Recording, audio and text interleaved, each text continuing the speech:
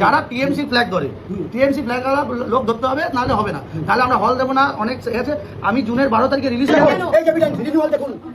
রিনিউয়ালটা দেখুন, রিনিউয়াল না এটা রিনিউয়ালটা করতে পারিনি আমরা। রিনিউয়াল কেন? যেই ওই কথা বলেছি তখন, এই কথা বলেছি তখন, তারপর থেকে আমরা এখানে ঢুকতে পারিনি।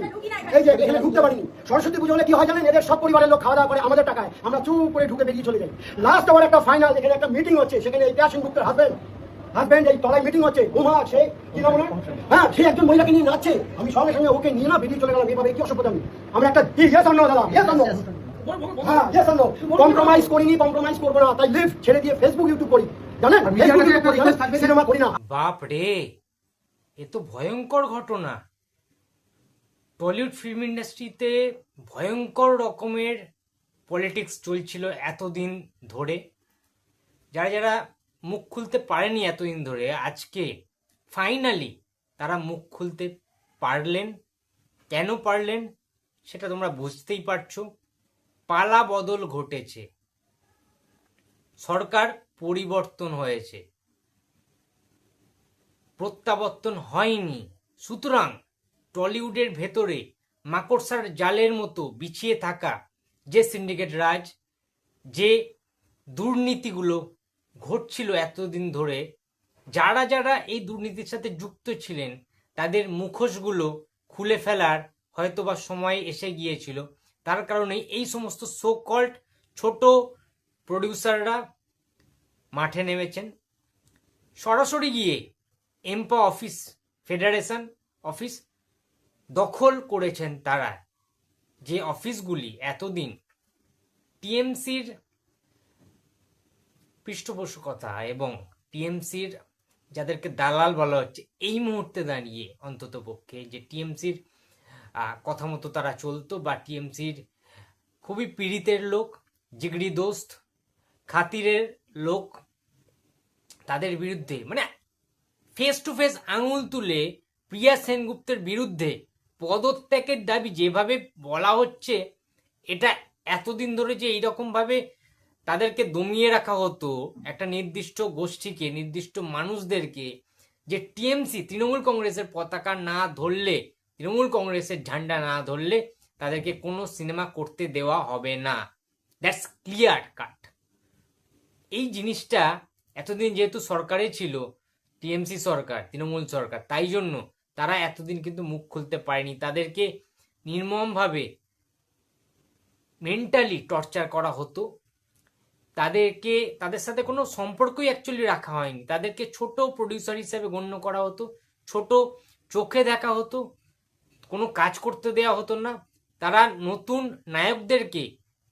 নায়িকাদেরকে লঞ্চ করতে চাইতো, নতুন সিনেমা করতে চাইতো, বাট তাদের সামনে একটা দেওয়ালের মতো, চীনের প্রাচীরের মতো বাধা সৃষ্টি করতো এই এম্পায়ার প্রিয়া সেনগুপ্তর যারা যারা সাগরেদ রয়েছে এবং তিনি নিজেও। সুতরাং এই যে জিনিসটা এতদিন ধরে মানে কি বলবো, এই জিনিসটা না খুবই নোংরামো একটা পর্যায়ে চলে গিয়েছিল। সরকার যদি পরিবর্তন না হতো তাহলে টলিউড ইন্ডাস্ট্রি প্রায় ধ্বংস হয়ে যেত, সত্যি কথা বলতে গেলে। তার কারণ কি জানো? আজকে ব্যক্তিগত কিছু মতামত আমি শেয়ার করছি তোমাদের সাথে। দেখো, টলিউড ফিল্ম ইন্ডাস্ট্রি এখন সত্যি কথা বলতে দুদিন আগে পর্যন্ত টিএমসি পার্টি অফিস ছিল, টিএমসি পার্টি অফিসে পরিণত হয়েছিল টলিউড ফিল্ম ইন্ডাস্ট্রি। ভাই, এখানে সিনেমা বানাতে এসছি আমরা, নাকি কোনো পার্টির ঝান্ডা ধরে মিটিং মিছিল ভোটে দাঁড়িয়ে যাচ্ছি? মানে অ্যাকচুয়ালি সিনারিওটা তো এটা ছিল।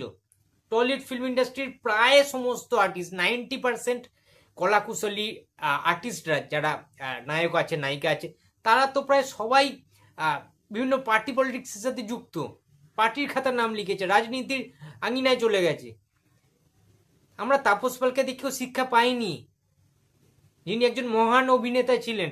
মহানায়ক উত্তম কুমারের প্রয়াণের পরে যে মানুষটাকে বলা হতো মহানায়ক উত্তম কুমারের যোগ্য উত্তরসূরি, সেই তাপস পাল রাজনীতির ময়দানে নেমে এমন কিছু ভুলভাল কাজ করে ফেললেন, যার কারণে তাকে তো পৃথিবী ছেড়েই চলে যেতে হলো। সেই কথা কি আমরা জানি না?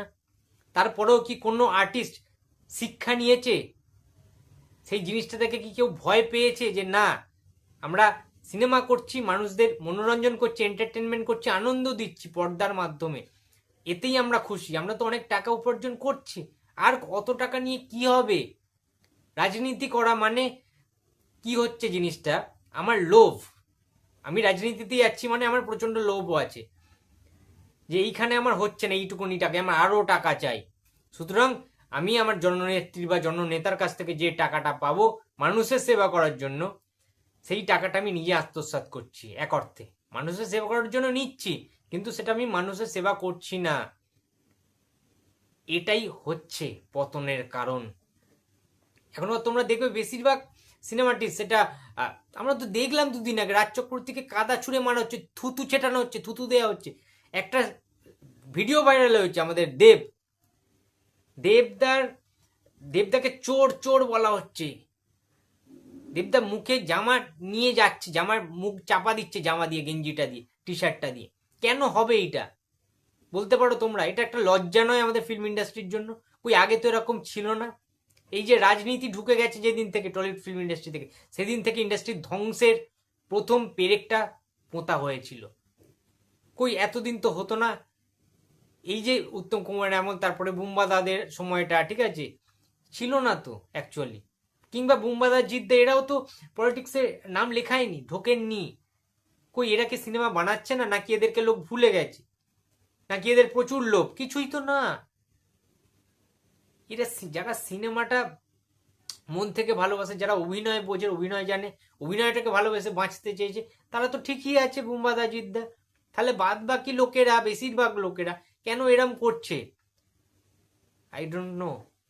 তার মানে কি এখানে অনেকে জড়িত, এই মাকড়সার জালটা অনেক দূর বিস্তৃত। তাই জন্যেই আজকের ডেটের যারা যারা মানে ভুক্তভোগী, হ্যাঁ, তারা প্রিয়া সেনগুপ্তের চাইছেন, প্রিয়া সেনগুপ্তকে অবসর নিতে বলছেন, পদত্যাগ করতে বলছেন। তারা খারাপটা কি বলেছে?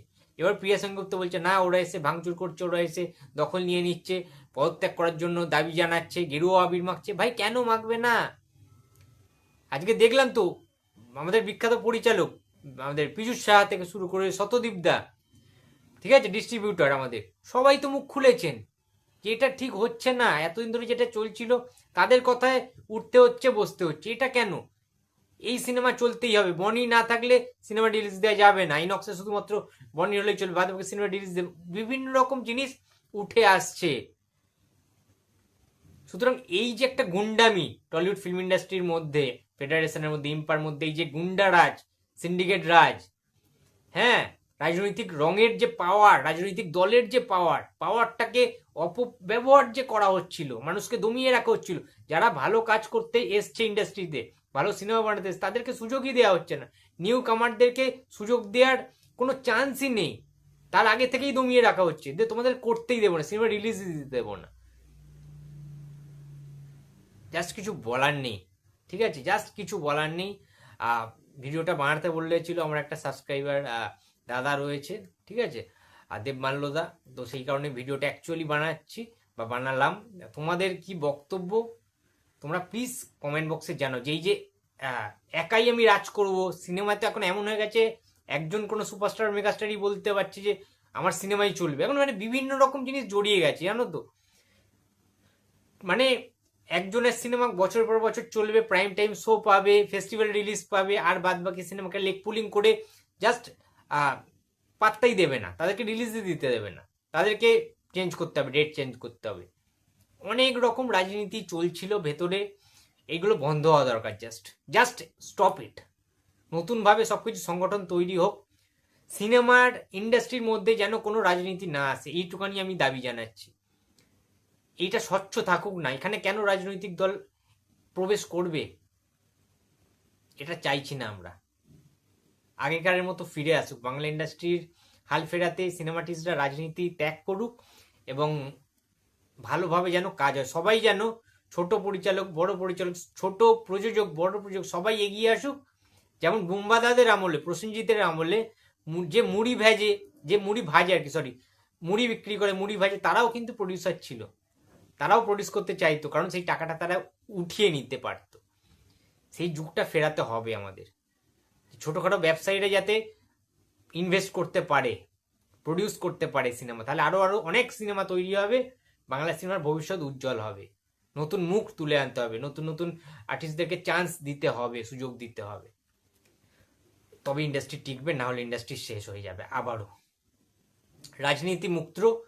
রাজনীতি মুক্ত স্বচ্ছ পরিষ্কার পরিচ্ছন্ন বাংলা ফিল্ম ইন্ডাস্ট্রি চাই আমরা, এটাই দাবি একটা বাংলা ফিল্মি রিভিউয়ার কমিউনিটির মেম্বার হিসাবে। আমি অর্পণ পাড়ুই, আমি এটাই বলতে চাই।